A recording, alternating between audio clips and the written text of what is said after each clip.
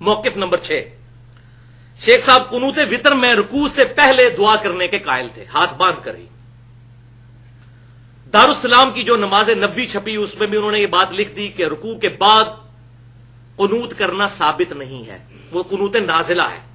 اور قنوت نازلہ پھر ہاتھ اٹھا کر ہوگی۔ قنوت وطر جو عشاء کے ہیں وہ ہاتھ باندھ کر ہوں گے اور رکوع سے پہلے۔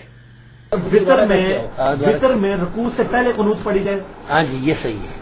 رکوع سے پہلے، رکوع سے پہلے اور ہاتھ باندھ کے ہی پڑھی جائے، بہتر یہی ہے، بہتر یہی اور ہے۔ اس میں سورہ فاتحہ کے بعد ہم سورت میں لاتے ہیں، پھر بعد میں پڑھتے ہیں دعائے قنوت، اس میں وقفہ کیا جائے کہ رفع دین جیسا کرتے ہیں ہم سے لوگ؟ اگر ہنجوں کی طرف جین کر لے اللہ اکبر کے تو بھی ٹھیک ہے، کچھ آثار ہے،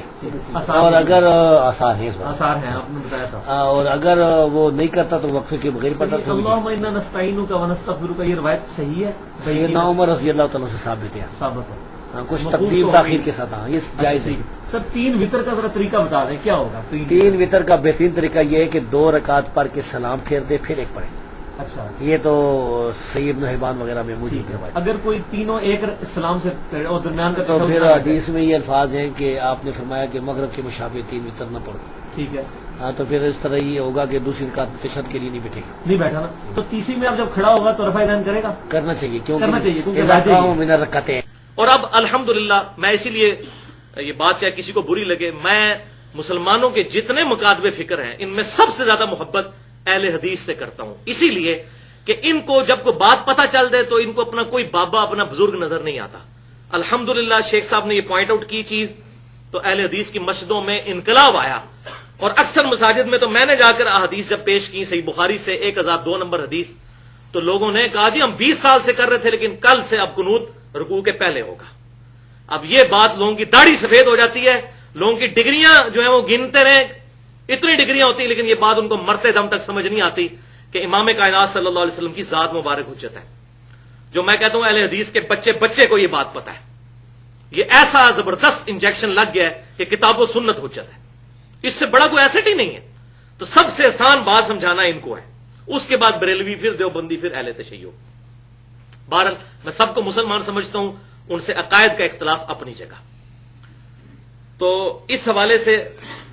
صحیح بخاری میں 1002 نمبر حدیث ہے کہ انس ابن مالک کہتے ہیں وہ شخص جھوٹا ہے جس نے کہا کہ نبی صلی اللہ علیہ وسلم قنوت وطر میں دعائے قنوت رکوع کے بعد پڑھتے تھے، جھوٹا ہے وہ۔ آپ صلی اللہ علیہ وسلم ہمیشہ پہلے پڑھتے تھے، سوائے 1 مہینہ کے لیے جو آپ کے 70 صحابہ کو دھوکے سے شہید کیا گیا قنوت نازلہ، وہ آپ نے رکوع کے بعد پڑھی۔ الحمدللہ بالکل واضح صحیح بخاری کے اندر یہ موجود ہے۔ تو یہ انہوں نے کتاب میں بھی چھاپ دیا،